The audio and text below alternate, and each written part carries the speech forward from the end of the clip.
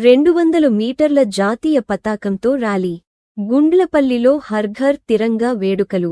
గన్నేరువరం మండలంలోని గుండ్లపల్లి స్టేజి వద్ద హర్ ఘర్ తిరంగా కార్యక్రమం బీజేపీ మండల అధ్యక్షుడు తిప్పర్తి నికేష్ ఆధ్వర్యంలో బుధవారం ఘనంగా నిర్వహించారు. వేడుకల్లో భాగంగా 200 మీటర్ల అతి పొడవైన జాతీయ పతాకాన్ని ఎస్ఎల్ఎన్ స్పార్కిల్ పాఠశాల విద్యార్థులతో కలిసి ఊరేగిస్తూ భారీ ర్యాలీ నిర్వహించారు.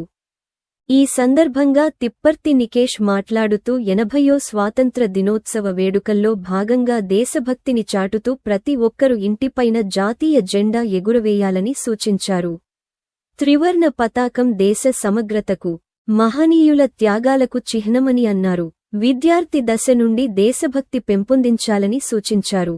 ఈ కార్యక్రమంలో సర్పంచులు సోల్లు అజయ్ వర్మ, సామ రాజిరెడ్డి, నాయకులు కరివేద మహిపాల్ రెడ్డి, ఏలేటి చంద్రారెడ్డి, బండి తిరుపతి, బొమ్మాడి సురేందర్ రెడ్డి, పుల్లెల రాము, మత్స్య సాయి కృష్ణ, చొక్కల లక్ష్మయ్య, కుర్ర హరీష్ అధిక సంఖ్యలో విద్యార్థులు యువత పాల్గొన్నారు.